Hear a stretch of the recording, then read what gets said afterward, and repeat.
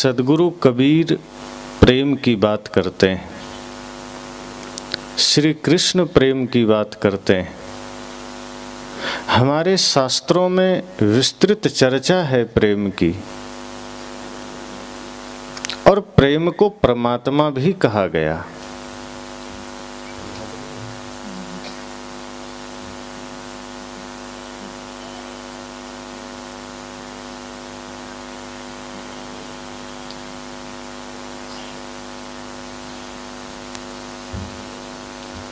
तो प्रेम शब्द की चर्चा इतनी विस्तृत रूप से है, प्रेम के बारे में शास्त्रों ने कहा, संतों ने कहा,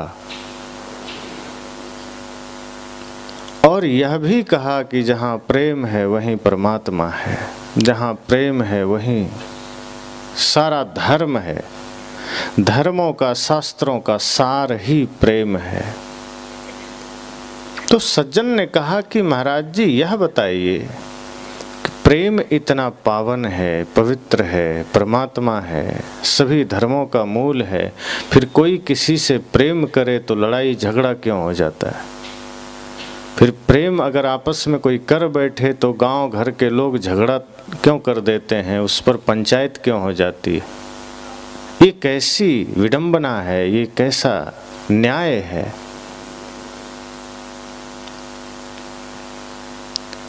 अब सीधी सी बात है कि संसार के लोग जिस प्रेम की बात करते हैं वह प्रेम तो बिल्कुल भी सद्गुरु कबीर नहीं कह रहे हैं। श्री कृष्ण भी उस प्रेम की बात नहीं कर रहे हैं, हमारे शास्त्र भी उस प्रेम की बात नहीं कर रहे हैं। निश्चय ही दोनों में भिन्नता है, क्योंकि प्रेम अगर सद्गुरु कबीर उस पर कुछ कहते हैं तो संसार का साधारण प्रेम तो नहीं हो सकता। श्री कृष्ण अगर उस प्रेम की चर्चा करते हैं तो वो साधारण प्रेम तो नहीं हो सकता, क्योंकि सद्गुरु कबीर सिर्फ इतना नहीं कहते हैं कि प्रेम को जाना तो सब जान लिया या प्रेम है तो जीवन है। वो तो आगे बढ़कर कहते हैं कि कोई व्यक्ति पंडित भी तब होता है जब उसने प्रेम को जाना। पंडित होने के लिए भी सद्गुरु कबीर प्रेम का ही उदाहरण देते हैं कि ये साधारण नहीं है पंडित होना, ये पोथियां पढ़ने वाले पंडित नहीं हैं, ये पन्ने उलटने वाले पंडित नहीं हैं, इस शास्त्रों को पढ़ने वाले पंडित नहीं हैं। सद्गुरु कहते हैं ये तो बड़े साधारण लोग हैं जो पोथियां उलट लेते हैं, शास्त्र पढ़ लेते हैं। तो लोगों ने कहा पंडित कौन है? साहब ने कहा 2.5 आखर प्रेम का पढ़े सो पंडित हो। उन्होंने कहा ये पोथी पढ़ पढ़ के पंडित मर गए, कोई पंडित हो न सका। जिसने भी पोथियां पढ़ी है, जिसने भी शब्द पढ़े हैं, वो पंडित ना हो सका। तो कौन है पंडित? साहब कहते हैं 2.5 अक्षर। ये जो 2.5 अक्षर का प्रेम है, इसे पढ़ लिया समझना पंडित हो गया। साधारण आदमी सोचेगा 2.5 अक्षर का प्रेम तो हम दिन भर में 10, 20, 50 बार पढ़ लेते हैं, कहाँ पंडित हो गए? सद्गुरु कबीर जब पढ़ने की बात करते हैं तो सीधा अर्थ है उसको जीने की बात करते हैं। किसी भी चीज को पढ़ने की बात नहीं, उसको जीने की बात है। सद्गुरु कबीर यह नहीं कहते कि बस आँखों से देखकर पढ़ देना है, वे कहते हैं पढ़े अर्थात जो उसे आचरण में उतारे, जो उसे जीवन में उतारे। तो प्रश्न यह है कि प्रेम फिर बुरा क्यों हो जाता है? सद्गुरु कहते हैं जिसने प्रेम पढ़ लिया वो पंडित हो गया, जो प्रेम को जान लिया वो ज्ञानी हो गया। तो फिर यहाँ गांव घर में लोग झगड़े क्यों कर बैठते हैं? कोई किसी से प्रेम कर बैठे तो तब बात यहाँ यह है कि सद्गुरु कबीर जिस प्रेम की बात करते हैं वहाँ ये बाहरी रूप से प्रेम की बात नहीं है, पद धन के प्रेम की बात नहीं है। वस्तुतः प्रेम शब्द इन अर्थों में लिया ही नहीं जाना चाहिए। जहाँ कोई किसी से आकर्षित हो उठा उसे प्रेम कहना ही व्यर्थ है, गलत है। प्रेम शब्द इतना साधारण नहीं जो इन साधारण रूपों में हो सके। प्रेम का अर्थ ही है जो अंतर मन से जागे और किसी के अंतर मन तक पहुँचे। प्रेम का अर्थ ही है जहाँ जिनके प्रति वो समर्पण, वो श्रद्धा का भाव हो, वहाँ तन से ऊपर आत्म तत्व में वो समर्पण हो। और पूरी सृष्टि में अगर वो करुणा का भाव, वो प्रेम का भाव जगा तो समझना प्रेम हुआ। अगर किसी से नफरत है, ईर्ष्या है और कहीं एक जगह मोह हो गया, उसे हमने प्रेम मान लिए तो वो प्रेम नहीं हुआ। प्रेम ऐसा नहीं कि किसी एक से हुआ और दूसरे से घृणा हो जाएगी, वो प्रेम ही नहीं, वो आकर्षण हो सकता है, मोह हो सकता है। सद्गुरु कहते हैं वस्तुतः प्रेम जहाँ है वहाँ दूसरा कुछ हो ही नहीं सकता। जहाँ प्रेम है वहाँ कोई विकार नहीं हो सकता, द्वैत का भाव भी नहीं हो सकता। इसलिए आगे वे कहते हैं जब मैं था तब हरि नहीं, अब हरि है मैं नाय, अब प्रेम गली अति सांकरी जामे दो न समाए। वे कहते हैं ये प्रेम इतना साधारण है, जब मैं था, अहंकार था, तब वहाँ हरि नहीं थे, और अब हरि का आगमन हुआ, अब अहंकार नहीं है। यही इसी तरह ये प्रेम की गली है, ये प्रेम का मार्ग है जहाँ दो का भाव लेकर प्रविष्ट ही नहीं हो सकते। प्रेम मतलब निश्चल प्रेम, कोई दूसरा भाव नहीं, कोई छल, कोई कपट नहीं, कोई आकर्षण नहीं, कोई मोह नहीं, कोई माया का रोल नहीं। जहाँ माया की उपस्थिति है वो प्रेम नहीं होता, जहाँ देह का आकर्षण है वो प्रेम नहीं होता, जहाँ पद का लोभ है वो प्रेम नहीं होता। लोग कहते हैं मुझे कुर्सी से बड़ा प्रेम है, पद से प्रेम है, वो वस्तुतः शब्द ही गलत इस्तेमाल हो रहा है। जैसे कई लोग कहते हैं ना कि मैं हिंदू धर्म से हूँ, मैं मुस्लिम धर्म से हूँ। इस जैसे हिंदू धर्म और मुस्लिम धर्म कोई कहता है, बौद्ध धर्म कोई कहता है, वो शब्द ही गलत प्रयोग हो रहा है। वस्तुतः कहना यह चाहिए कि हम हिंदू संप्रदाय से हैं, मुस्लिम संप्रदाय से हैं, मत मजहब से हैं या बौद्ध मजहब से हैं। ये धर्म शब्द ही गलत जुड़ा है वहाँ, क्योंकि धर्म की व्याख्या यह नहीं है कि आप किसी कालखंड में किसी चीज़ को सीमित कर दें।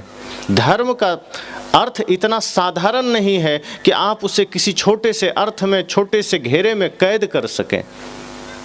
धर्म न दूसर सत्य समाना, जो सत्य है वो धर्म है। सद्गुरु कहते हैं जहाँ दया तहाँ धर्म है, जहाँ दया है वहाँ धर्म है। और तुलसीदास जी पुनः कहते हैं परम धर्म श्रुति विदित अहिंसा, अहिंसा से बड़ा कोई धर्म नहीं। तो ये सारे सद्गुण धर्म है। इसी तरह से ये प्रेम कहीं भी इस्तेमाल कर देना ये अज्ञानता है कि कुर्सी से प्रेम है या देह से प्रेम है, धन से प्रेम है, मकान से प्रेम है। वस्तुतः वहाँ प्रयोग यह होना चाहिए कि कुर्सी से मोह है, धन से मोह है, आसक्ति है, देह से आसक्ति है। वो आसक्ति शब्द ठीक है, मोह शब्द ठीक है। जहाँ प्रेम आएगा समझना वहाँ पवित्रता का आगमन होगा, जहाँ प्रेम होगा वहाँ आनंद का आगमन होगा, वहाँ फिर दूसरा कोई भाव नहीं होगा। तो सद्गुरु कबीर जब प्रेम की बात करते हैं तो उनका प्रेम साधारण नहीं है। उनका प्रेम फिर ये किसी, सद्गुरु कहते हैं ना कि हम जिस प्रेम की बात करते हैं वो किसी को जलाता नहीं है। आज तो आदमी कहते हैं मैं प्रेम करता हूँ लेकिन किसी की याद में मैं रो रहा हूँ, पीड़ा में हूँ, प्रेम में मैं रो रहा हूँ। सद्गुरु कहते हैं प्रेम रुलाता नहीं, प्रेम तो परमानंद की बात है। और वो जब होगा तो समस्त सृष्टि से होगा, संपूर्ण मानवता से होगी, एक एक जीव से होगी। ऐसा नहीं कि अपना जिसको आप चाहते हो उसके प्रति प्रेम हुआ, किसी से घृणा हुई, वो प्रेम नहीं है। वो स्वार्थ हो सकता है, मोह हो सकता है, आसक्ति हो सकती है, प्रेम तो बिल्कुल भी नहीं होगा। किसी के हृदय में सत्य जागृत हुआ तो सत्य सबके प्रति जगेगा, किसी के हृदय में प्रेम जागृत हुआ वो प्रेम सबके प्रति जगेगा।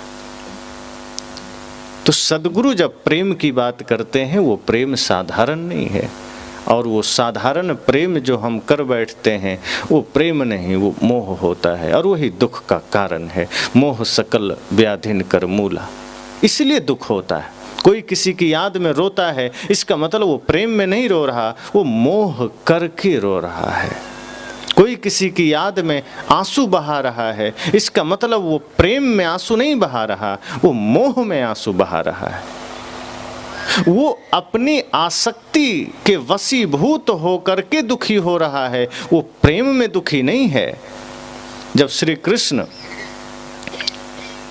गोकुल का त्याग करके जा रहे थे तो बहुत सी वहाँ की माताओं ने, स्त्रियों ने घेरा कि ये क्या कर रहे हैं, आप जा रहे हैं, आप तो बड़े धोखेबाज हैं। किसी ने पुत्र रूप में माना, किसी ने मित्र माना। अधिकांश माताओं ने श्री कृष्ण को पुत्रवत प्रेम दिया था, उनके हृदय में वह भाव जगा कि मेरा पुत्र जा रहा है। तो श्री कृष्ण को रोकने पहुंच गए सब कि आप क्यों जा रहे हैं, आप हैं तो प्रेम है, आप नहीं रहेंगे तो प्रेम कैसे होगा, और फिर हम सब तो दुखी हो जाएंगे। श्री कृष्ण ने कहा कि फिर तुमने प्रेम समझा ही नहीं। अगर तुम्हें ये लगता है कि मैं यहाँ रहूँगा तब प्रेम होगा, इसका मतलब तुमने मेरे देह से प्रेम किया है, क्योंकि देह ही तो जा रहा है। और यदि तुम सच में मुझसे प्रेम करते, मेरे अंतर मन से प्रेम करते, आत्मा से प्रेम करते, तो ये कभी कहीं जाता नहीं है। जहाँ मेरा विचार है वहीं मैं हूँ, जहाँ मेरा आदर्श है वहीं मैं हूँ, जहाँ कृष्ण की वाणी है वहीं कृष्ण है, जहाँ सद्गुरु कबीर की वाणी है वहीं सद्गुरु कबीर है। इसका मतलब तुमने देह को देखा है, तुमने देह को जाना है, तुमने शरीर को परखा है, और निश्चय ही शरीर विदा हो रहा है। तो शरीर के जाने से अगर तुम्हारा प्रेम खंडित होता है तो तुमने प्रेम शरीर से किया था, और वो तो नश्वर है, वो तो क्षणभंगुर है। तो क्षणभंगुर से प्रेम करके भी तुम कहाँ सुखी हो सकते हो? फिर ऐसा प्रेम ना करो तो ज़्यादा अच्छा है। सद्गुरु कहते हैं नश्वर से प्रेम करोगे तो दुख होगा, विनसने वाले से प्रेम करोगे तो पीड़ा होगी, और वो प्रेम प्रेम नहीं होगा, वो आसक्ति होगी। तो लोगों ने कहा फिर किससे प्रेम करें? सद्गुरु ने कहा जो अनिश्वर है, जो शाश्वत है, जो मिटने वाला नहीं है, जो कभी साथ न छूटे, और वो आपका अपना ही स्वरूप है, आत्मा ही है। और अपने सरीखे जितनी आत्माएं हैं सबके प्रति वही प्रेम हो। सद्गुरु कबीर का तो सिद्धांत ही है जीव दया अरु आत्म पूजा, कि अपनी आत्मा जैसे जितनी आत्माएं हैं सबकी पूजा, सबसे स्नेह, सबसे प्रेम, जो कभी मिटता नहीं, छूटता नहीं। तो कृष्ण ने कहा कि मेरी उपस्थिति में अगर प्रेम है और मेरी अनुपस्थिति में अगर प्रेम नहीं है तो प्रेम तो क्षणभंगुर हुआ, इसका अर्थ शरीर से प्रेम हुआ। और जहाँ प्रेम के बदले कोई चाह हो गई, प्रेम के बदले कोई कामना हो गई, प्रेम के बदले कोई जिद्द हो गया, वो प्रेम है ही नहीं। प्रेम मतलब त्याग। जहाँ आप त्याग में जीते हैं, जहाँ आप समर्पण में जीते हैं, जहाँ आप किसी के साथ जिद नहीं करते। मान लो माँ बेटे का प्रेम है, पिता पुत्र का प्रेम है, भाई भाई का प्रेम है, पति पत्नी का प्रेम है, अब एक दूसरे से जिद में बैठ गए। पति कहता है मैं तुमसे प्रेम करता हूँ इसलिए ये काम तुमको करना ही पड़ेगा। पत्नी कहती है हम भी तुमसे प्रेम करते हैं, तुम्हें ये काम करना ही पड़ेगा। वो जिद आ गया, मतलब प्रेम भी फिर वो प्रेम न रहा। जैसे लोग कहते हैं ना कि प्रेम के नाम पर किसी को ब्लैकमेल करना, जिद करना, उसको प्रताड़ित करना। तो शब्द तो प्रेम है, भाव प्रेम का नहीं है। प्रेम तो शब्द का है, लेकिन वहाँ भावनाएं हमारे संसारी ही हैं और हम संसार के ही स्तर से सोचते हैं, इसलिए दुखी होते हैं। सद्गुरु ने कहा कि मैं अगर प्रेम की बात करता हूँ तो वो साधारण नहीं है, उस शास्त्रों में भी नहीं मिलेगा। वो प्रेम तो आपको ध्यान में उतरने के बाद मिलेगा, तब आपको लगेगा कि पूरी सृष्टि तो मेरा ही परिवार है। इसलिए हमारे ऋषियों ने पहले ही कहा था वसुधैव कुटुंबकम। उन्होंने ये नहीं कहा था भारत कुटुंबकम या हिंदू कुटुंबकम, उन्होंने पूरी वसुधा को ही अपना परिवार समझा था। पहले के ऋषियों का विचार बड़ा उदात्त था। ये बाद में दुर्भावनाएं प्रविष्ट हुई और इंसान को लोग बांटने लगे। फिर इंसानों से प्रेम कम, जानवरों से ज़्यादा हो गया। आज भी आप देखेंगे इंसान से प्रेम कम है, इंसानों से लगाव नहीं है, इंसानों से कोई भाव संवेदना रह ही नहीं गई। भले ही आदमी कुत्ता पाल लेगा, महीना में हजारों खर्च कर लेगा, पर आदमी से उतनी उसको मतलब नहीं है, इंसान से हमदर्दी नहीं है। हमारा हृदय पत्थर हो गया। कई बार आश्चर्य होता है कि अगर इंसानों के लिए आपके हृदय में संवेदना नहीं है तो कुत्ते के प्रति कैसे हो सकता है? और कुत्ते के प्रति अगर है तो जो कुत्ते घूमते हैं गलियों में उनके प्रति तो नहीं है। अब खरीद के ले आए हैं तो थोड़ी संवेदना हो जाती है, पैसा लगा है। अगर पालतू कुत्ते में है तो फालतू में भी होना चाहिए, लेकिन फालतू कुत्ता द्वार पर आ जाए तो डंडे मार के भगा देते हैं, उसको तो नहीं देते बिस्कुट। तो जिसे खरीद कर लाए हैं वो कार में घूम रहा है, वो आपके बिस्तर में सो रहा है, चाय बिस्कुट खा रहा है, महंगे महंगे साबुन शैम्पू उस पर खर्च हो रहे हैं, और इंसान का बच्चा रो रहा है, एक गिलास पानी को भी कोई देने वाला नहीं है। सद्गुरु कहते हैं यही तुम्हारी स्थिति है। तो प्रेम के नाम पर बहुत कुछ होता है कि हम प्रेम करते हैं। एक आदमी ने कहा हम तो प्रकृति प्रेमी हैं। तो कैसे? तो देखिए हम कुत्ता पाल रखे हैं, लेकिन वो आदमी मांस खाता है तो कुत्ते को तो पाल रहा है, लेकिन मछली खा रहा है, मुर्गी खा रहा है, अंडा खा रहा है। उसमें मछली से प्रेम तो नहीं हुआ, मुर्गी से प्रेम तो नहीं हुआ, क्योंकि प्रेम में तो हिंसा नहीं हो सकती। अब कोई कहे मैं करता हूँ प्रेम, और फिर हिंसा क्यों कर रहे हो, फिर खा कैसे रहे हो? प्रेम का अर्थ ही है जहाँ पूर्ण पवित्रता समस्त सृष्टि के प्रति होगा। ऐसा नहीं कि अपने हैं तो प्रेम है, पराया है तो घृणा हो जाएगी। अपना बेटा है तो प्रेम है, पड़ोसी का आया तो घृणा हो गया। प्रेम पक्षपात नहीं करता। जहाँ सच्चा प्रेम होगा हृदय से पक्षपात विदा हो जाएगा। जहाँ सच्चा प्रेम होगा वहाँ देह का भाव विदा हो जाएगा। शब्द स्पर्श रूप रस गंध का भाव ही मिट जाएगा, वहाँ आप चेतना में आ जाएंगे। सद्गुरु कबीर उसी प्रेम की बात करते हैं कि पोथी पढ़े पढ़े जग मुआ, पंडित भया न कोई।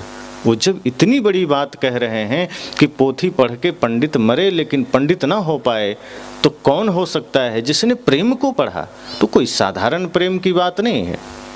इसलिए जब प्रेम की तुलना परमात्मा से है तो वो भी साधारण बात नहीं है कि प्रेम ही परमात्मा है। कोई कह देगा कि किसी के प्रति कोई आकर्षित हुआ और परमात्मा हो गया।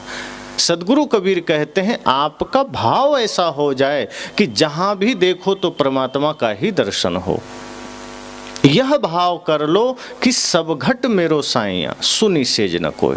जहां नजर जाए परमात्मा को देखो। चींटी से लेकर हाथी तक, अपने से लेकर पराये तक, स्त्री से लेकर पुरुष तक, गरीब से लेकर अमीर तक, जहाँ भी आंखें जाए यह भाव रहे कि सब में तो मेरा ही साईं बैठा है, मेरा ही परमात्मा बैठा है। किससे द्वेष करूं, किससे घृणा करूं? जब इस स्तर पर आपकी भावनाएं भीतर जागृत होगी, सद्गुरु कहते हैं तब आप पंडित हो गए। फिर कुछ नहीं करना, तब आप ज्ञानी हो गए। ज्ञानी होने का प्रमाण होना यही है कि प्रेमी हो जाना। और प्रेमी होना मतलब पूरी सृष्टि से प्रेम हो जाना, एक से नहीं कि एक से हुआ और दूसरे से घृणा हुई। जैसे टंकी में पानी भरा हो और नीचे टोंटी में आप जल लेने जाएं, तो आपके गांव में ही टंकी हो और आप लोग टंकी कि उस जल को टोंटी के माध्यम से लेना चाहें, टोंटी खोलेंगे तो जल ही आएगा। अब पड़ोस गांव का आकर के टोंटी खोलेगा तो क्या उसमें तेल आ जाएगा? उसमें भी जल ही आएगा। क्यों? क्योंकि टंकी में जल ही भरा है। अगर हमारे हृदय में प्रेम ही है तो अपना आएगा तो भी प्रेम निकलेगा, पराया आएगा तो भी प्रेम निकलेगा। अगर अपना आया प्रेम निकला, दूसरा कोई आ गया घृणा निकली, इसका मतलब टंकी में घृणा भी भरी गई है। ऐसे तो नहीं निकल सकता। सद्गुरु इसी प्रेम की बात करते हैं कि जब इस स्तर से हमारा हृदय पावन हो जाता है, पवित्र हो जाता है कि संपूर्ण अवस्थाओं में हम प्रेम ही धारण कर लेते हैं, तो अपने हो या पराये सबके लिए हो न्याय। देखो कदम तुम्हारे हरगिज न डगमगाए। फिर यह भाव जागृत होगा, रास्ते बड़े कठिन हैं, चलना संभल संभल के, इंसाफ की डगर पे बच्चों दिखाओ चल के। इसमें बड़ी वैज्ञानिकता है इस गीत में कि वो बच्चों को कह रहे हैं इंसाफ की डगर पर चल के दिखाओ। उस गीत में यह भी कहा जा सकता था कि बूढ़ों दिखाओ चल के, कि जवानों दिखाओ चल के। वो कहे वो अपने सीमा पार कर चुके हैं, अब उन्हें मैं इंसाफ की डगर नहीं दिखा सकता।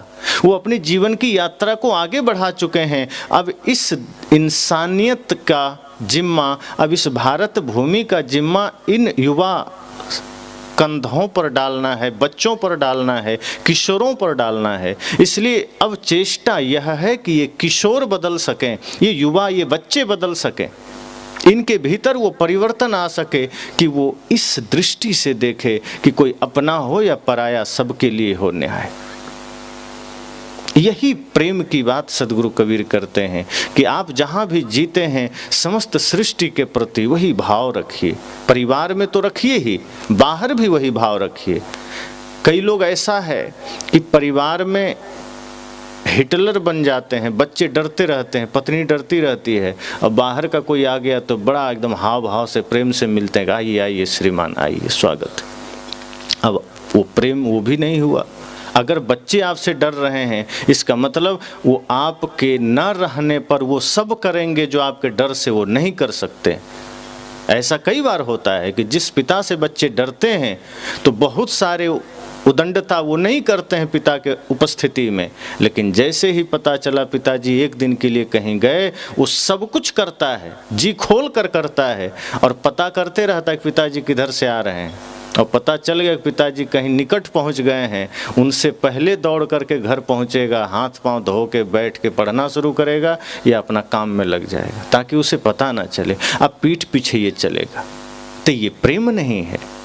प्रेम पूर्ण अनुशासन आप रखिए, घर में भी प्रेम, बाहर भी प्रेम, पत्नी से भी प्रेम, माता से भी प्रेम। प्रेम खंडित थोड़े होता है कि पत्नी से कर लिया तो माँ से नहीं होगा, माँ से कर लिया तो पत्नी ने से होगा। सबका अलग अलग दायरा है। आप बच्चे से प्रेम करें, माता पिता से प्रेम करें, पत्नी से करें, भाई बहन से करें, मित्र से करें, प्रेम भीतर एक ही है, स्वरूप बदल जाता है। जैसे सूरज एक ही है, अलग अलग बर्तन में पानी रख दीजिए दिखेगा सब में, पर इसका मतलब वो सब तरह का सूरज नहीं है। सूरज तो एक ही है, बस आपने जैसा जैसा पात्र रखा दिखाई वैसा देने लगता है। इसी तरह भीतर जो प्रेम का सूरज है वो है तो वही, लेकिन जिस जिस माध्यम से उसको जहाँ जहाँ आप प्रदर्शित करते हैं वो उसी रूप में हो जाता है। प्रेम दो नहीं है, प्रेम बिखरा हुआ नहीं है, प्रेम तो एक ही है। माँ से करिए वो मातृत्व का दर्शन का भाव जगेगा, पिता से करिए पितृभाव जगेगा, पत्नी से करिए तो वहाँ मित्र भाव जगेगा, समर्पण का भाव जगेगा कि ये पत्नी है, जीवन संगिनी है, साथी है। पुत्र से करिए तो पुत्र के प्रति कर्तव्य भाव जगेगा कि ये मेरा पुत्र है। तो इस तरह से जब सबसे प्रेम होगा तो आप सबकी जिम्मेदारी निभाएंगे। आज अधिकांश घरों में जो बिखराव है, विवाह के बाद जैसे ही पत्नी आती है लोग माता पिता को भूल जाते हैं, अक्सर भूल जाते हैं, उनकी सेवा में कमी हो जाती है। लेकिन फिर भी वो बाहर निकलेंगे, नहीं हम तो बड़े अच्छे लोग हैं, माता पिता का भी ध्यान रखते हैं, प्रेम करते हैं। वो प्रेम शब्दों में ही है, वो प्रेम आचरण में भी तो उतरे। सदगुरु कहते हैं मैं जिस प्रेम की बात करता हूँ वो आपके जीवन को बदलने वाला प्रेम है, वो समस्त चेतना को जागृत करने वाला प्रेम है। उस प्रेम में आपकी दृष्टि इतनी पवित्र हो जाती है, उस प्रेम में आपकी दृष्टि इतनी शुद्ध हो जाती है कि आप जहाँ भी देखेंगे वो करुणा, वो स्नेह, वो वात्सल्य की दृष्टि होगी। उसमें लालच नहीं होगा, आपकी दृष्टि में फिर कामना नहीं होगी, आपकी दृष्टि में स्वार्थ नहीं होगा। स्वार्थ, कामना, लालच, क्रोध का मतलब है कि जैसे हमने किसी की गाड़ी को देखा, अगर लालच भीतर है, प्रेम नहीं है, शुद्धता नहीं है, पवित्रता नहीं है, तो जैसे ही बढ़िया गाड़ी देखा वो आँख चित्र को लेकर भीतर आएगी और मन तुरंत गणित लगाएगा, ये गाड़ी तो हमारे द्वार पर होना चाहिए, इसने कब खरीद लिया, ऐसा तो हमारे पास भी होना चाहिए। किसी के रूप को देखा, तुरंत आंख आपको उसकी छवि को भीतर लाया, मन ने तुरंत कह दिया कि ये तो हमारे जीवन में होना चाहिए। किसी का घर देखा, अच्छा बढ़िया टाइल्स लगाया है, पर्दा बढ़िया, हमें भी ऐसा ही करना है। ये आपके बाहर जैसे ही आंखें पहुंची कि वो जगह जगह से, चाहे लालच के रूप में हो, ईर्ष्या के रूप में हो, द्वेष के रूप में हो, कामना के रूप में हो, वो कलेक्शन करके ले आता है और भीतर आपका मन उस पर गुणा भाग करके आपको प्रेरित कर देता है कि हाँ अब इस दिशा में चलो, अब ये करो, अब ये करो। और वहीं पर फिर हम अपने जीवन के उस आयाम पर खड़े हो जाते हैं जहाँ दुख का, विषाद का, पीड़ा का द्वार खुलता है। सद्गुरु कहते हैं प्रेम आपको पवित्रता देता है। जहाँ भी नजर जाएगी तो समस्त सृष्टि में भगवत्ता का दर्शन होगा, परमात्मा का दर्शन होगा। भगवत्ता का दर्शन का मतलब प्रेम का दर्शन, प्रेम का दर्शन मतलब पवित्रता का दर्शन। किसी से द्वेष नहीं, घृणा नहीं, सबके प्रति शुभता का भाव, सबके प्रति करुणा का भाव, सबके प्रति श्रद्धा का भाव। इस प्रेम की बात सद्गुरु कबीर करते हैं। और जहाँ यह प्रेम है वहाँ विवाद हो सकता है, वहाँ किसी से कोई वैर हो सकता है क्या? जहाँ निश्चल प्रेम होगा वहाँ समाज में कोई विघटन पैदा हो सकता है क्या? परिवार में कोई विखंडन नहीं हो सकता। मैंने कल थोड़ी सी चर्चा की थी परिवार का कि भाई भाई में किस तरह खाई बन रहा है। प्रेम की बातें बहुत होती है, बहुत से लोग कहते हैं हम बड़े प्रेमी लोग हैं, लेकिन वो प्रेम कहाँ काम आता है? वो प्रेम किस हेतु से है जब आपका घर नहीं बच रहा? हम सब न्यूज़ खोलते हैं, टीवी देखते हैं, मोबाइल देखते हैं कि पाकिस्तान भारत पर हमला करेगा, कि भारत पाकिस्तान पर करेगा, कि चीन करेगा, कि यूक्रेन और रूस में युद्ध हो रहा है, कि इजराइल फ़लस्तीन में युद्ध हो रहा है। बहुत सारे घटनाओं को हम देखते हैं, पर हम यह नहीं देखते कि हम खुद भी अपने भाई, अपने मित्र, अपने सगे संबंधियों के साथ वही इजराइल फ़लस्तीन का हालत पैदा कर रखें। हम अपने पड़ोसियों के साथ वही युद्ध का हालत पैदा कर रखें। हम पति पत्नी में वही स्थिति पैदा है। हम उस पर नज़र नहीं डालते, हम अपने युद्ध को मिटाने की चेष्टा नहीं करते। प्रेम की बात होती है लेकिन हमारे जीवन से युद्ध विदा नहीं होता। हम युद्धों में खड़े हैं, कोई ज़रूरी नहीं कि टैंक, तोप, गोलों से ही युद्ध लड़ा जाए। वैचारिक रूप से भी जो युद्ध होता है वो उससे खतरनाक है, क्योंकि उसमें जो विघटन पैदा होता है वो सदियों सदियों मानवता मिटती है। अगर आपने उस युद्ध का अपने को हिस्सेदार बनाया, जो युद्ध आपके परिवार को विघटित कर रहा है, आपके समाज को खंडित कर रहा है, ये परमाणु युद्ध से भी खतरनाक है। लेकिन हम वहाँ ध्यान नहीं देते। आज जीवन जीने के तमाम तरीके हम पैदा कर रहे हैं, खरीद रहे हैं, व्यवस्था कर रहे हैं, पर वो सब बाहरी हैं और उनसे कभी व्यक्ति के बीच प्रेम नहीं हुआ करता। अब जैसे ये वस्तु है, जड़ है, माइक को स्टैंड से बांधने के लिए हम ऐसा तो नहीं बोले माइक को कि तुम इससे बंध जाओ और ये बंध गया। ये जड़ है, इसको बांधना पड़ा। क्लैंप लगा है, इसमें इसको डाल दिया गया, ये बंध गया। जहाँ जहाँ जोड़ है जुगाड़ से ये बंध गया। खंभों को उसी जुगाड़ से बांधा गया, पर्दे रस्सी से बांधे गए। ये जड़ पदार्थ है। इसका उपाय है कि हम बाहरी चीज़ों से बांध सकते हैं, लेकिन इंसानों को जोड़ना है तो क्या रस्सी से जोड़ेंगे? कोई कहे कि दो भाइयों में झगड़ा हो रहा है, दोनों को मिलाना है। अब कोई कहेगा कि तो बड़ा सरल बात है, दोनों को एक करके बांध दो, अब बीच में फेविकोल डाल दो। होगा क्या? फेविकोल जोड़ेगा आदमी को कि रस्सी से जुड़ेगा? साथ रख करके अगर आप रस्सी से बांध भी देंगे तो दोनों का मन, एक का अमेरिका में रहेगा, एक का जापान में रहेगा, मिलेगा नहीं।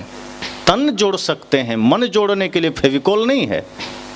तन को जोड़ने का उपाय है, मन को जोड़ने का उपाय बाहर है ही नहीं कि आप कोई केमिकल ले आएं, कोई फेविकोल ले आएं, कोई गोंद ले आएं जिससे जुड़ जाएगा। अगर मन में विषाद पैदा हो गया है, मन में अविश्वास पैदा हो गया है, मन में विघटन पैदा हो गया है, तो बाहर ऐसा कुछ भी नहीं है जिससे दूसरों एक दूसरे को जोड़ा जा सके। लेकिन अगर मन में विश्वास है, मन में प्रेम है, तो कोई 7 समुंदर पार भी रहेगा तो हृदय जुड़ जाता है, तन कहीं भी रहे। और घर में तो ऐसा ही होता है, पति कहीं कमा रहा है, पत्नी घर में है, भाई कहीं और है, बड़ा भाई कहीं और है, बेटा कहीं और है, लेकिन दिल सबका जुड़ा होना चाहिए, मन सबका जुड़ा होना चाहिए। आज ऐसा नहीं होता, एक साथ रहते हुए सबका मन अलग अलग होता है, सबका विचार अलग अलग होता है। तभी तो इतना ज़्यादा अनैतिकता हमारे समाज में आया कि बच्चे अलग राह पकड़ लेते हैं, माँ बाप उनके कहे में नहीं रहते, वो बचपन से ही धीरे धीरे अलग राह पकड़ लेते हैं, क्योंकि हम बचपन में ही उसे धर्म की अर्थात प्रेम, सत्य, अहिंसा, करुणा की शिक्षा नहीं देते, महान पुरुषों के आदर्श हम उन्हें नहीं दिखाते। तो बात सद्गुरु प्रेम की करते हैं। ये प्रेम अकेला सामर्थ्य रखता है संपूर्ण घर को मंदिर बनाने को, कि अगर प्रेम हृदय में जगे तो परिवार स्वर्ग बनेगा। प्रेम है तो साधना में भी आपको सफलता मिलेगी। प्रेम आदमी को विनम्र बना देता है।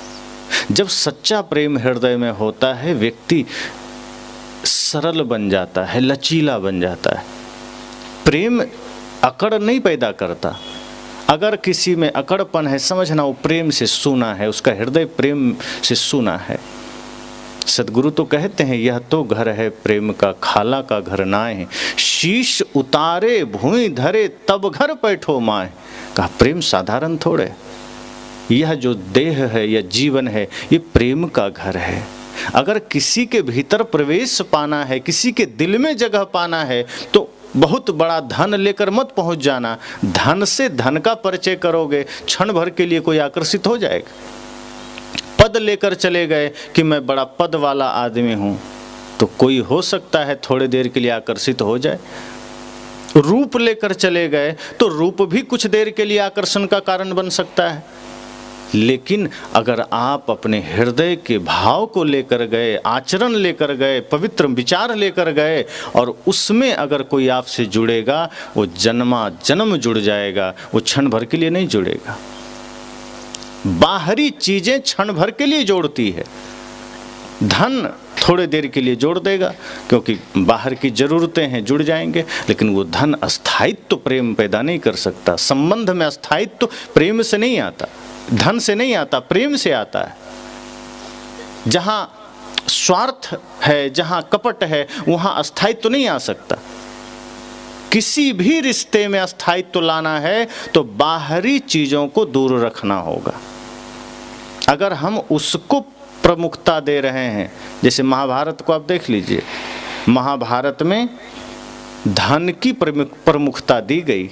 महाभारत में राज्य को, गद्दी को प्रमुख माना गया, तो पूरा महाभारत हो गया। महाभारत का मतलब ही जहाँ नाम आया मतलब विवाद हो गया, युद्ध हो गया।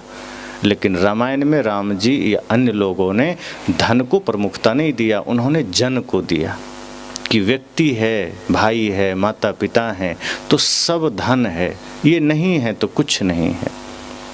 तो संत कहते हैं कि प्रेम अगर हृदय में निश्चल है तो आप किसी के भी हृदय में जगह बना सकते हैं। वो अस्थाई है, उस संबंधों में अस्थायित्व प्रदान करता है। पर कामना लेकर, छल लेकर, धन लेकर, बल लेकर आप किसी के हृदय में अस्थायित्व नहीं बना सकते, रिश्तों में अस्थायित्व नहीं बना सकते। पति पत्नी ही क्यों ना हो, अगर बार बार पति अपने धन का दिखावा करता है, मेरे पास इतना धन, तो पत्नी को प्रेम नहीं होगा, आकर्षण हो जाएगा। और पत्नी में रूप है और पति को वो सिर्फ ये दिखावे कि हाँ रूप है लेकिन बाकी कुछ नहीं, तो पति भी थोड़े देर के लिए आकर्षित रहेगा, लेकिन वो अस्थाई संबंध नहीं हो सकता, अस्थाई प्रेम नहीं हो सकता। अस्थायित्व तो आता है हमारे शुद्ध आचरण से, शुद्ध विचारों से। अगर वो है तो दो व्यक्ति, गूंगा भी है उसमें प्रेम रहेगा। कोई जरूरी नहीं है कि वार्तालाप करे। किसी का आचरण शुद्ध है, पवित्र है, वो जन्म जन्म मौन रहे, लोग उसके पास पहुँचेंगे, क्योंकि आचरण की पूजा होती है, कर्म की पूजा होती है। सद्गुरु उसी प्रेम की बात करते हैं जो आपके जीवन को भी मुक्ति प्रदान कर दे और घर को भी स्वर्ग बना दे। तो प्रेम में लड़ाई थोड़े होती है। सज्जन ने कहा तो लड़ाइयाँ क्यों होती है? सच तो ये है कि प्रेम में कभी लड़ाई होती ही नहीं, और जहाँ लड़ाई होती है वहाँ प्रेम नहीं होता। तो परिवार हो, समाज हो, राष्ट्र हो, कहीं भी अगर हमारे हृदय में सच्चा प्रेम है तो सब अपने हैं, कोई पराया नहीं। सबके प्रति सम्मान होगा, सबके प्रति श्रद्धा होगी, सबके प्रति विश्वास होगा, सबके प्रति निष्ठा होगी। और इसका अभाव है, घर बिखरता जा रहा है। आज किसी से छिपा नहीं है कि हमारे देश की हालत क्या है। आज परिवारों में इतना विघटन, इतना ज़्यादा टूटन है कि आप सोच नहीं सकते। और आपकी ही बात है, कोई दूसरा नहीं है। कहीं ना कहीं हम सब इसका हिस्सा हैं, देख रहे हैं। हर जगह एक विवाद है। आज कोर्ट कचहरी आप चले जाइए तो अधिकांश विवाद परिवार का ही वहाँ गया है, भाई भाई का ही गया है, पति पत्नी का ही गया है। बहुत ज़्यादा दूसरों का विवाद नहीं है वहाँ। गांव गांव का विवाद बहुत कम होंगे। भाई भाई का मुकदमा वहाँ सबसे ज़्यादा है। कभी कभी दुख होता है कि जिस देश में भाई भाई के लिए गद्दी छोड़ जाता है, भाई भाई में भगवान का दर्शन करता है, उसी देश में उन्हीं की पूजा करके भाई पर ही मुकदमा किया जाए, ये कैसा देश। हम कितना नीचे गिरते चले गए, हमारी दृष्टि कितनी अपवित्र होती चली गई कि हम संसार में वो चीज़ देखने लगे जिसकी प्रमुखता देश में कभी थी ही नहीं। जिस मिट्टी में सदैव यह भाव था कि यहाँ परहित शरम, परहित सरिस धर्म नहीं भाई, कि जो पर की हित देखे, दूसरे का हित देखे, जहाँ दूसरों में परमात्मा देखने का भाव हो, जहाँ दूसरे में भी सुख की कामना का भाव हो, जहाँ दूसरे में भी सुख समृद्धि की कामना का भाव हो, जहाँ दूसरे को भोजन कराकर खुद खाने का भाव हो, उस देश में आज इतनी स्वार्थपरता कैसे आ गई? उस देश में इतना स्वार्थ विराट रूप कैसे ले लिया कि प्रेम का चर्चा तो रह गया, प्रेम गायब हो गया। प्रेम की बात तो है लेकिन प्रेम का कोई भाव नहीं है। इसलिए जो घर मंदिर हो सकता था वो घर कबाड़खाना हो गया, जो घर स्वर्ग बन सकता था वो घर नरक बन गया। न पति पत्नी में भाव प्रेम। एक व्यक्ति दीक्षा लिया तो उसने कहा गुरुजी मैं अकेले लिया, पत्नी भी ले लेगी तो अच्छा रहेगा। तो उसने पत्नी से भी समझाया, पत्नी भी दीक्षा ले ली, लेकिन वो बस किसी तरह मन मार करके ले ली, इच्छा नहीं थी, पति ने कहा इसलिए ले ली। अब पति थोड़ा सा पारख विचार का हो गया, बाहर परमात्मा ईश्वर भगवान भवानी मानना बंद कर दिया। और पत्नी शिव जी की भक्त, तो जब भी वो शिव की पूजा करने बैठे पति जाके कमेंट करे कि पत्थर को क्यों पूज रहे हो, क्या मिलेगा? कुछ नहीं मिलेगा इस पर जल ढारने से, हम प्यास से आए हैं, हमको पानी पिलाओ। कमेंट करता, हंसी मजाक करता। अब दोनों में झगड़ा होने लगा। ये सत्य घटना है, नाम नहीं लूँगा क्योंकि वो अच्छे सज्जन भक्त हैं। अब मामला ठीक हो गया। तो जब मैं पहुंचा वो आए, दोनों आए, दोनों अगल बगल बैठ गए। तो पत्नी ने कहा गुरुजी समझा दीजिए, जब भी हम पूजा करते हैं ये मजाक बनाते हैं। तो मैं समझ गया कि अभी इनके भीतर डायरेक्ट अगर यह कह दें कि हाँ सच में पूजा करने से कुछ नहीं होगा तो ये जो श्रद्धा हमारे प्रति है ये भी खत्म हो जाएगी और फिर जागने का कोई उपाय नहीं है। तो हमने उनके पति को समझाया, हमने कहा अभी ये पूजा ये पाठ ये समझना पहली सीढ़ी है, अभी रोका नहीं जा सकता। यही पूजा का भाव था जो इनको मुझ में भी श्रद्धा पैदा कराया। अगर ये बिल्कुल अकड़बाज होते या कुछ भी कहीं कोई पूजा का भाव ना होता तो शायद मेरे प्रति भी श्रद्धा ना जगती। ये शिवजी में इसका भाव है तो ही मुझ में भी जग पाया और धीरे धीरे ये पहली से दूसरी तीसरी सीढ़ी भी चढ़ेंगे। इसलिए आप ये जब पूजा करें तो आप सहयोग करिए।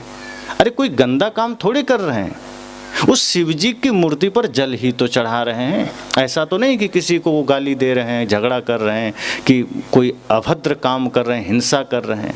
इसमें सहयोगी बनिए तो शायद आपके समर्पण सहयोग से धीरे धीरे धीरे धीरे वो इस सीढ़ी से ऊपर उठ सकें और भाव जग सके।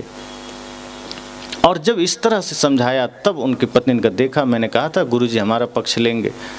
तो मैंने कहा बिल्कुल आप अपने जगह सही हैं और झगड़ा नहीं होना चाहिए। ये शिव जी की पूजा भी यही अर्थ रखता है कि जहाँ पति में प्रेम हो और पत्नी का पति में, पति का पत्नी में प्रेम हो। जहाँ प्रेम नहीं रहेगा वहाँ आपकी वो पूजा भी व्यर्थ है। आप शिव जी की पूजा करते हैं, लेकिन शिव जी तो अर्धनारीश्वर रूप धारण करते हैं। वो तो दुनिया को दिखाते हैं कि ना पार्वती हमसे अलग है, ना हम उनसे अलग हैं, दोनों एक ही हैं। तो फिर दोनों पति पत्नी झगड़ काहे रहे हैं? अगर पति ने कुछ कह भी दिया तो आप तो समझिए कि आप जिस भोलेनाथ की पूजा कर रहे हैं वो खुद पार्वती जी के साथ कैसे रहते थे? विवाद था क्या? एक ही थे। तो आप भी घर में ऐसा रहिए, पूजा से कुछ थोड़े होगा। मैंने समझाया कि शिव जी की पूजा अगर आप कर रहे हैं तो ये समझिए कि शिव जी का भाव भी आपके जीवन में हो, उनका दर्शन भी आपके जीवन में हो। सिर्फ पूजा से नहीं होगा कि वहाँ बैठे तो पूजा कर ली और पति में फिर एकदम दुरात्मा का दर्शन कर रहे हैं, दुष्टात्मा का दर्शन कर रहे हैं। और उनको भी मैंने, उनके सज्जन को समझाया कि आप भी ध्यान रखें कि ऐसा ना करें। एक और सज्जन थे, वो प्रतिदिन शिव जी की पूजा करने जाते थे। वहाँ से एक दिन देखा उन्होंने कि आश्रम है पास में, तो आ गए हमारे पास। कहा गुरु जी हम गुरु नहीं बनाए हैं। मैंने कहा गुरु बना भी नहीं सकते, शिष्य बन सकते हो। तुम में इतना सामर्थ्य नहीं तुम किसी को गुरु बनाओ, गुरु तो खुद ही बने हुए। तो उसने कहा नहीं, मेरा कहने का मतलब है कि मैं शिष्य बनना चाहता हूँ। मैंने कहा ठीक है आप बनिए, क्या है। कुछ बातें हुई, कुछ प्रश्नोत्तर हुआ, मैंने समाधान किया, उन्होंने दीक्षा ले लिया। लेकिन दीक्षा लेने के बाद भी वो हर सोमवार को वो शिव मंदिर जाते, दूध चढ़ा आते। तो आश्रम में एक संत ने उनको रोक दिया कि अब तो तुमको मंदिर नहीं जाना चाहिए, अभी भी तुम भ्रम में जी रहे हो। मैं सुन लिया, मैं तुरंत रोका। मैं कहा नहीं, ये वो मंदिर ही इसको यहाँ का रास्ता दिखाया है। अगर ये मंदिर न जाता तो शायद यहाँ भी ना आता। इसलिए मंदिर रोकना नहीं, इसको धीरे धीरे वही मंदिर इसको यहाँ तक लाया है, तो अब हम ही इसको आगे तक ले जाएंगे। लेकिन मंदिर को तोड़कर नहीं, मंदिर को खंडित करके नहीं। मंदिर में श्रद्धा थी तो वो श्रद्धा का रूप मुझ तक आया, और मुझ में अब श्रद्धा जगी है तो शायद धीरे से आगे जाएगा। डायरेक्ट तलवार मत चला दो। यही नासमझी हम करते हैं कि कोई थोड़ा सा जुड़ा नहीं कि नहीं मंदिर मत जाना, मस्जिद मत जाना, वहाँ दूध मत चढ़ाना। आदमी कहता है जाओ अब तुम्हारे पास नहीं आएंगे, वहीं ठीक है। कम से कम वहाँ शिव जी ये तो नहीं बोलते कि यहाँ मत जाना, वहाँ मत जाना। आपके पास आए नहीं कि ये मत करो, वो मत करो। अरे मैं करूँ क्या ये तो बताओ। लेकिन वो श्रद्धावान था। मैंने समझाया कि नहीं, जब तक इच्छा है आप जाइए, कोई दिक्कत नहीं, वहाँ दूध चढ़ाओ। और वो बेचारा इतना सज्जन था कि जानता था शिव जी को दूध की ज़रूरत नहीं है, तो 200 ग्राम दूध ले जाता था। और आश्रम में वो 2 लीटर 1 लीटर दूध लाता था कि यहाँ गुरु जी को ज़रूरत है, यहाँ ये खाएंगे पिएंगे, शिव जी को थोड़े खाना है, वो तो पुजारी ले जाएगा, चाय बना के पी जाएगा। तो उसी हिसाब से ले जाता था। लेकिन धीरे धीरे धीरे धीरे उसकी आस्था, उसका प्रेम, उसका विश्वास सदगुरु कबीर के विचारों में दृढ़ हुआ। धीरे से खुद ही छूट गया। वो कहा गुरु जी अब तो व्यर्थ लगता है, शिव जी कोई मंदिर में ही थोड़े बसते हैं। अगर शिव जी को सच में समझा जाए तो हर हृदय में बसते हैं, और मैं अपने भीतर भी महसूस करता हूँ। और जिस गुरु से मुझे ज्ञान मिला, मेरी निष्ठा अब यहाँ है। सम्मान शिव जी का भी है, सम्मान राम जी का भी है। लेकिन अब मुझे लगता नहीं कि अब मंदिर जाऊँगा तो कुछ काम बनेगा, नहीं जाऊँगा तो बिगड़ जाएगा। खुद ही छूट गया। ये सच्चा प्रेम जब हृदय में जगता है तो सब तरफ शिव ही नजर आएंगे। सच्चा प्रेम जब हृदय में जगता है तो सब में राम ही नजर आएंगे, फिर विवाद नहीं होगा। ऐसे ही लोग माला तो ले लेते हैं, गुरु से दीक्षा तो ले लेते हैं, लेकिन आपस में प्रेम नहीं कर पाते। एक पति ने दीक्षा लिया और पत्नी ने भी लिया, उसके बाद किसी बात पर विवाद हो गया और दोनों में झगड़ा होने लगा और भयंकर विवाद बढ़ा। अब कहने को तो कहते हैं कि मैं गुरु की बातों में प्रेम रखता हूँ, वारों तन मन धन सब पद पर खावनहार, इस भाव में जीता हूँ। लेकिन इतना विवाद रहने लगा कि किसी भी बात पर दोनों में तुरंत महाभारत हो जाए। तो एक दिन का ऐसा माहौल बना, ऐसा समय आया कि पति सो रहा था, तो पत्नी रात को 12 बजे आई, पैर पकड़ के खींच रही, उठो। पति सोचता है कौन आ गया, सपना तो नहीं। आँख खोला तो पत्नी है। फिर उसे लगा कोई सपना देख रहे हैं, ये दिन में भी पास में नहीं आती पानी पूछने को, रात में क्या आएगी। तो देखता उसके हाथ में गिलास है दूध का। 12 बजे रात में इसे लगा सच में कोई सपना है। फिर वो अपने ही शरीर में थोड़ा नाखून गड़ाया तो लगा नहीं ये सही बात है। कहा अरे इतनी रात को, कहा हाँ दूध पी लो। पति को लगा हो सकता है किसी गुरु के प्रवचन से इसके मन में कोई बदलाव आ गया। अब तक तो ये पानी भी नहीं पूछती थी। हम खेत से परेशान होकर आते थे, काम करके आते थे, ये पूछती तक नहीं थी। बस अपना जो मनपसंद भोजन है बनाया और वही थाली में रख के सरका देती थी। हम खा लें, ठंडा है कि गर्म है, कोई चिंता नहीं, कुछ नहीं। हमें पेट खराब है, हमने कहा खिचड़ी बनाओ तो ये और कुछ न कुछ पूड़ी पकवान बना देती थी कि और पेट खराब हो जाए। जब कहते थे कि हमको पूड़ी पकवान खाने का मन है तो ये खिचड़ी बना देती थी। मतलब विपरीत चलना है। पर आज रात को 12 बजे दूध लेकर आई है, क्या बात है? कोई लगता है गुरुजी का कोई वचन काम कर गया, इसके अंदर प्रेम जग गया। पति ने कहा कोई प्रेम जग गया क्या? गुरुजी का कोई वचन काम कर गया क्या? पत्नी ने कहा कोई प्रेम व्रेम नहीं जगा। तो क्या हुआ? कहा अरे आज नाग पंचमी था, नाग देवता को दूध पिलाना भूल गए। फिर ध्यान आया कि तुमसे बड़ा नाग तो कोई है ही नहीं, तो हम तुम्हें ही पिला देते हैं, काम भी पूरा हो जाएगा। तब पति को होश जगा कि प्रेम व्रेम नहीं जगा था। ये बात वही है, बस उसी में और ये सुधार कर ली है कि नफरत वही है, घृणा वही है, उसी का और प्रस्कृत रूप ये बना ली है कि अब हम में ही नाग देख रही है। अब जब पति पत्नी में नागिन देखे और पत्नी पति में नाग देखे तो सोचो दीक्षा का क्या हुआ। वो दीक्षा मात्र फॉर्मेलिटी तो हो गई, गले में माला है, प्रेम हमें किसी से है नहीं। गले में गुरु का ज्ञान का प्रतीक वो धागा धारण करने से क्या होगा? हमने धागा पहन लिया, लोग देख रहे हैं दीक्षित आदमी हैं, लेकिन भावनाएं हमारी अभी वहीं के वहीं हैं, प्रेम हृदय में नहीं है। और ये तभी होता है जब हम प्रेम के तल तक तो नहीं पहुंचते, श्रद्धा भक्ति के तल तक तो नहीं पहुंचते, ये स्वार्थ ईर्ष्या द्वेष कामना हमारे हृदय में डेरा बना लेता है। तो ऊपर से हम बन जाते हैं प्रेमी, भीतर से हम वही क्रोध, वही घृणा, ईर्ष्या द्वेष, स्वार्थ में जीते हैं और ये जीवन हमें दुख देता है। फिर हम लोगों से कहते हैं अरे प्रेम में तो हम भी जीते हैं। एक आदमी ने कहा हम इतनी पूजा करते हैं फिर भी क्रोध से हार जाते हैं, हम इतनी पूजा करते हैं फिर भी संसार से हम हार जाते हैं, फिर भी वासना प्रबल हो जाती है, फिर भी कामना प्रबल हो जाती है, फिर भी लोभ आ जाता है। संत ने कहा ये बात ही झूठी है, अगर तुम सच में सत्संग करते तो ये हो ही नहीं सकता था। मैंने प्रथम दिन कहा था अगर सूर्योदय है तो उजाला सबको दिखेगा, अगर अंधेरा किसी को दिख रहा है इसका मतलब है कि सूर्योदय नहीं हुआ है या फिर वो आदमी अंधा है। दो बातें होगी।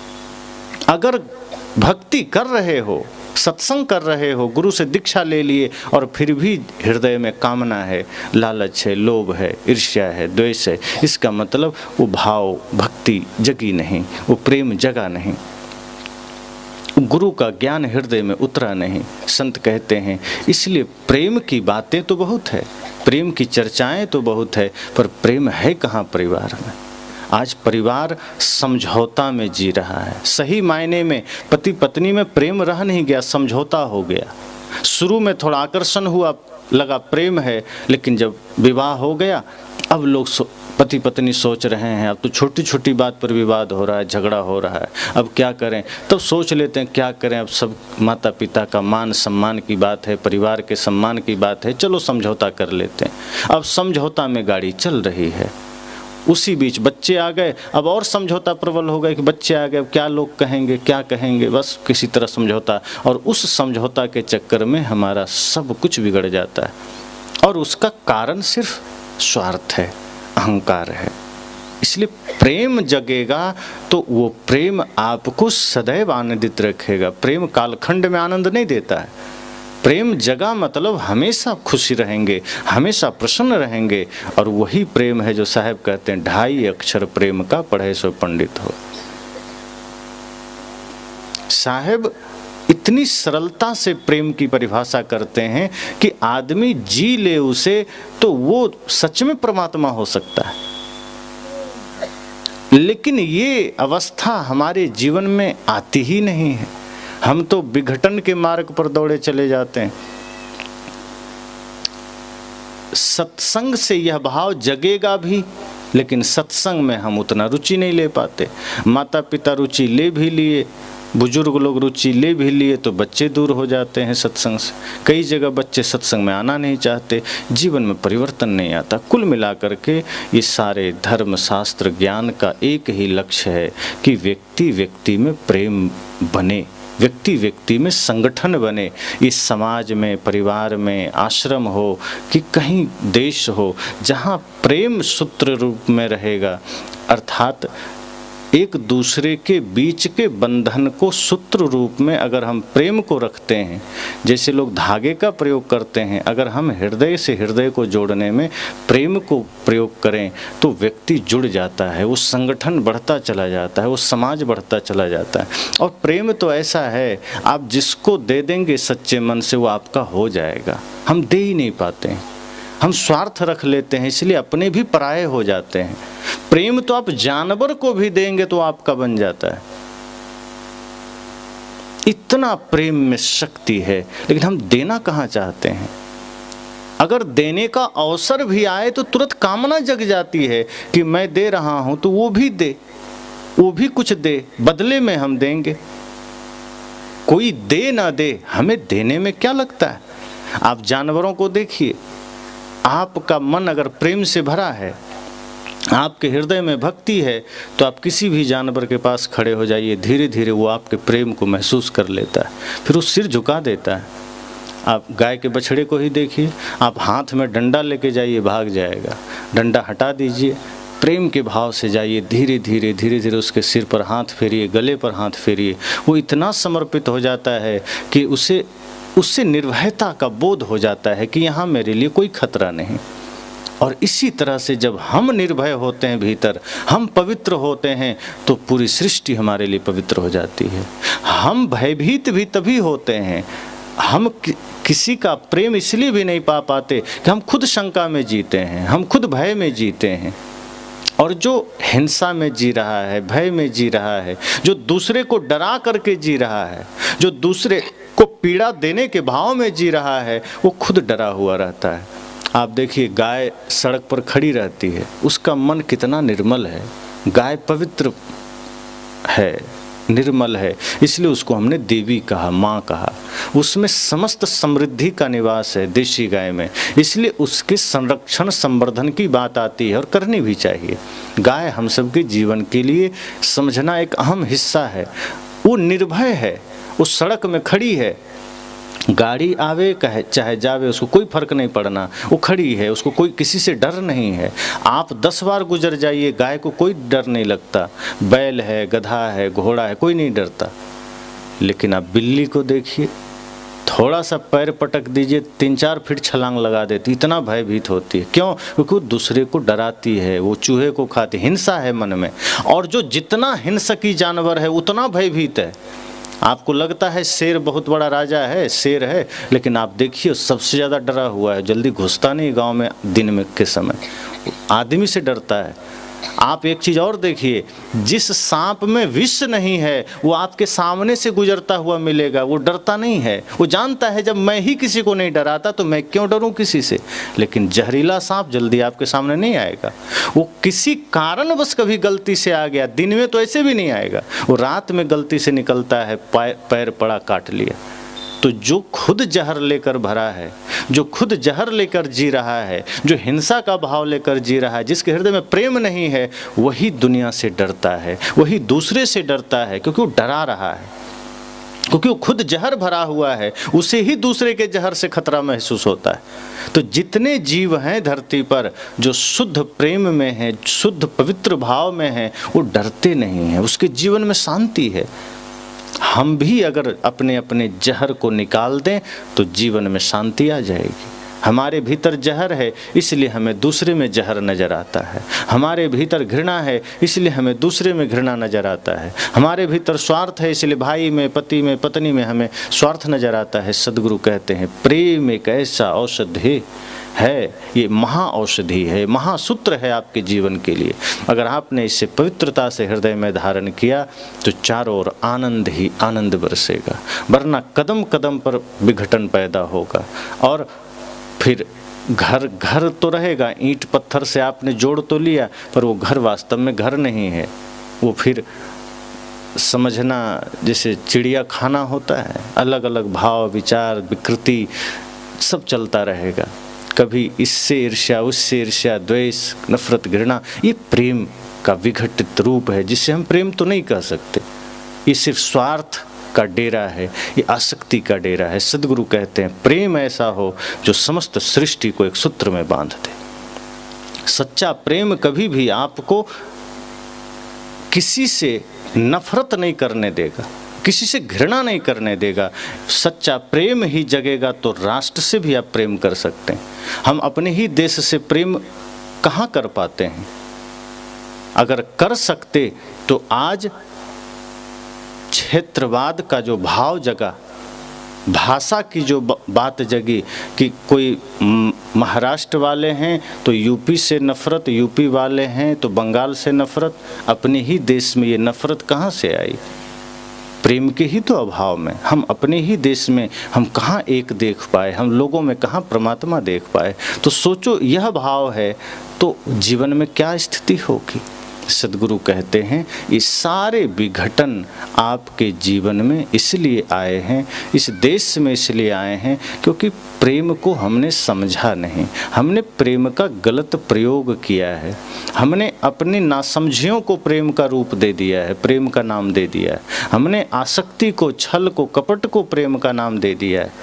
थोड़ा सा कुछ किया नहीं कि हम उसे प्रेम का नाम दे देते हैं कि तो मेरा प्रेम है, ये तो मेरा प्रेम है। हम ये नहीं डायरेक्ट कह सकते ये मेरा स्वार्थ है, ये मेरा कामना है, ये मेरा घमंड है। हम घमंड को भी प्रेम का नाम दे देते हैं। सद्गुरु कहते हैं प्रेम मतलब खाली हो जाना, प्रेम मतलब अहंकार शून्य हो जाना, प्रेम मतलब निष्कपट हो जाना, निर्भर हो जाना।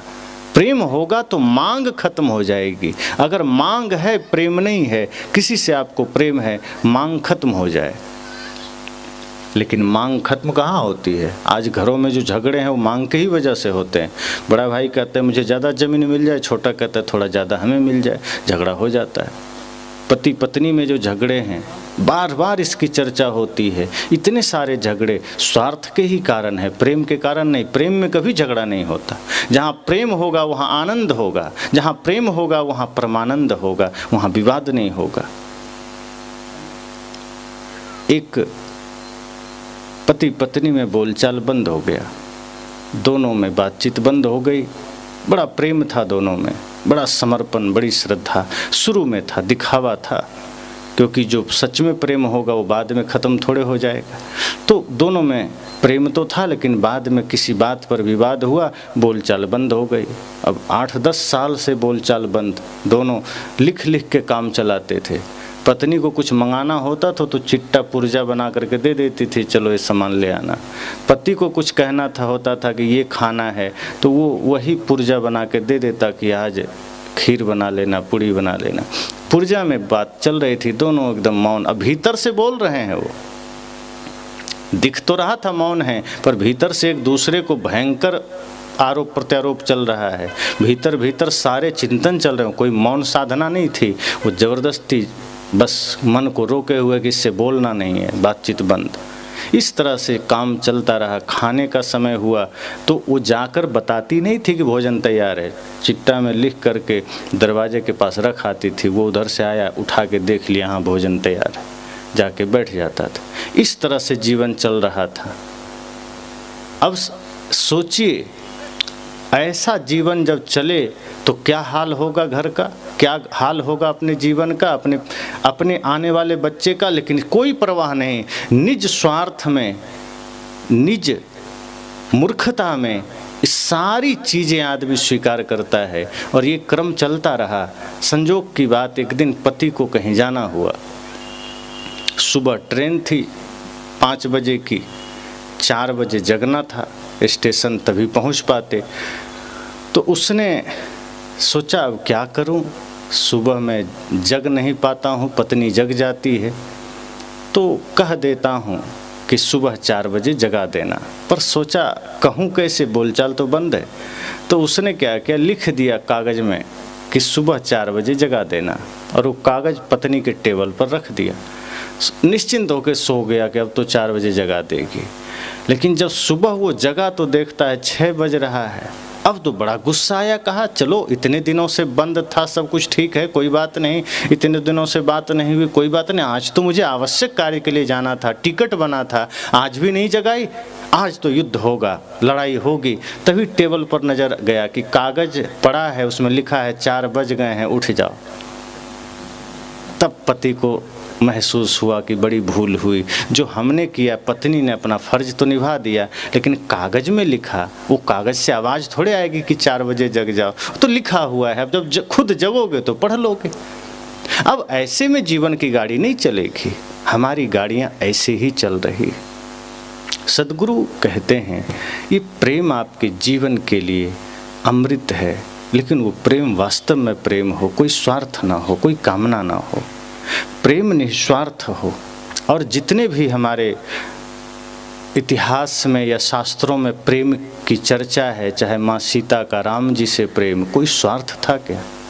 कुछ भी नहीं, कोई कामना नहीं।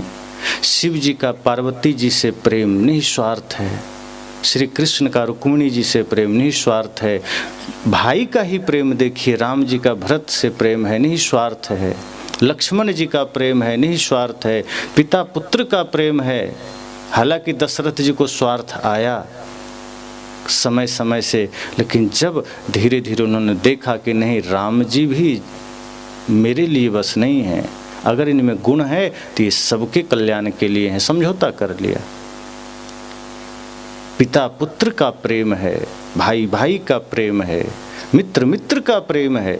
सुदामा जी और कृष्ण जी की मित्रता की बात आती, कितना प्रेम है।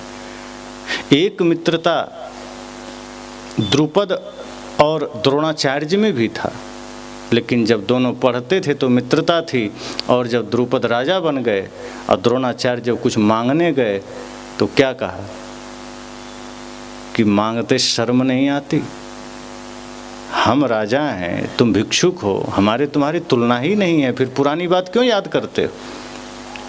लेकिन जब सुदामा जी कृष्ण के पास गए तो कृष्ण जी सुनते भर हैं कि द्वार पर सुदामा आए हैं, बिना चरण पादुका पहने दौड़ पड़े भगवान श्री कृष्ण, और द्वार पर से ही उन्हें गले से लगाकर अपने सिंहासन पर बिठा दिया। रुक्मिणी जी हैरान कि ये कौन आ गया है भाई, ये फटे हाल अवस्था में कौन भिक्षुक है जिसे श्री कृष्ण इतना सम्मान दे रहे हैं, और अपने से चरण धोए। ये प्रेम हृदय में हो तो सब में परमात्मा दिखता है। कृष्ण ने ये दिखाया, श्री कृष्ण ने ये घमंड नहीं किया कि हम भगवान माने जाते हैं, हम श्रेष्ठ हैं, तो हम किसी को झुकें क्यों।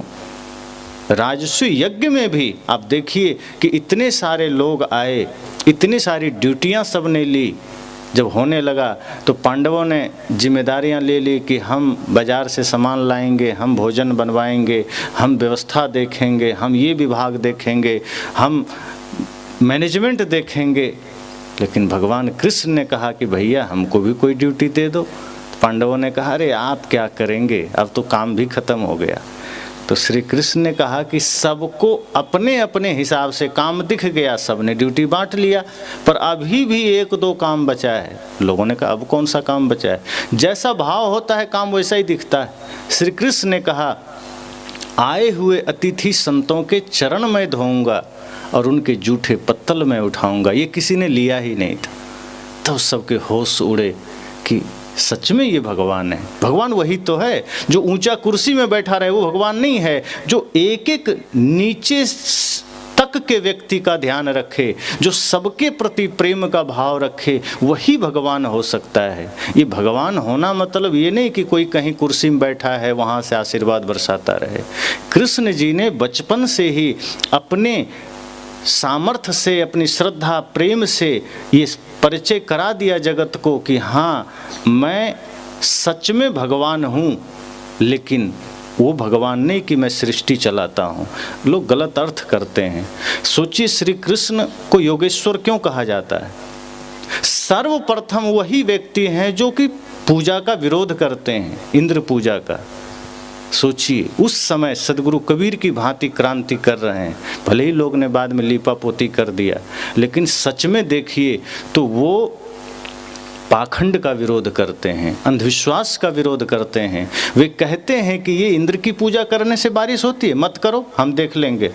लोगों ने कहा नहीं, कुछ हो जाएगा। अरे कोई बात नहीं, हमारी गायें गोवर्धन में चरती है, वहीं पूजा करो, चलो करना ही है तो जहाँ गाय चरती है उसकी सुरक्षा करो, वहाँ की पूजा करो, ये इंद्र की पूजा मत करो, कोई पानी उसकी कृपा से नहीं बरसता। रोक दिया। और जब वो गाय चराते थे, उनका प्रेम देखिए। तो गाय चराने में कितने लोग होते थे, कोई अकेले वो थोड़े होते थे। गरीबों के बच्चे, सब तरह समाज के बच्चे एक साथ होते थे, सब साथ खेलते थे, सब साथ गाय चराते थे। और जब भोजन का समय होता था तो श्री कृष्ण अपना जो पीताम्बर है बिछा देते थे। किसी की माँ ने भूंजा भेजा है, किसी का कुछ रोटी भेजा है, सब एक साथ रख लेते थे। और अंत में भगवान कृष्ण अपनी माँ यशोदा का दिया हुआ माखन उस पर रख करके मिला देते थे और सब साथ में खाते थे। यही तो प्रेम था कि किसी से नफरत नहीं कि मैं तो नंद और यशोदा का पुत्र हूँ, मैं तो इन सब में श्रेष्ठ हूँ, मैं तो अलग भोजन करूँगा। नहीं, श्री कृष्ण ने कहा कोई अलग नहीं, सब एक है, सबसे प्रेम, सबसे भाव। और ये दर्शा दिया उन्होंने। और जगह जगह पर उन्होंने ये सिद्ध किया कि प्रेम क्या है, सच्चा स्नेह क्या है। जब आप दूसरे में भाव देख लेते हैं, दूसरे में प्रेम देख लेते हैं, दूसरे में परमात्मा देख लेते हैं, तब समझ जाना कि आप प्रेमी हो गए। अगर आपको अपने सिवा कोई महत्वपूर्ण ना लगे, अपने घर अपने परिवार के सिवा कोई महत्वपूर्ण ना लगे, दूसरे में कोई भाव ना दिखे, तो समझ जाना प्रेम अभी नहीं आया। तो सदगुरु कबीर हों, चाहे भगवान श्री कृष्ण हों, चाहे भगवान बुद्ध हों, सबने प्रेम की बात की, प्रेम की चर्चा की। और उन्होंने समस्त सृष्टि से प्रेम किया, किसी एक व्यक्ति विशेष से प्रेम नहीं किया। और उसी प्रेम की बात वे कहते हैं कि आप सब भी अपने जीवन में उतारिए, अपने घर में उसको उतारिए, घर स्वर्ग बनेगा। प्रेम बिना सब सुना है, जाघट प्रेम न संचरे ताघट जान मसान। कहा आदमी जिंदा तो है, लेकिन अगर प्रेम नहीं है तो समझना मुर्दा के समान है। अगर कोई जिंदा है, जीवंतता की पहचान आपका प्रेम है। अगर आपका प्रेम सबके प्रति है तो समझना आप जिंदा हैं, वरना अगर प्रेम नहीं, भक्ति नहीं, सेवा नहीं, वो आदमी नहीं, वो मुर्दा के समान है।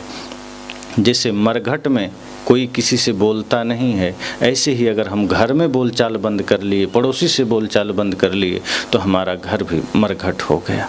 इसलिए संतों ने कहा कि प्रेम जीवन का सूत्र बन जाए। और वह प्रेम जो सदगुरु कहते हैं कि पोथी पढ़ी पढ़ी जगमुआ, पंडित भया न कोय, 2.5 अक्षर प्रेम का, पढ़े सो पंडित होए। इसी के साथ वाणी को विराम।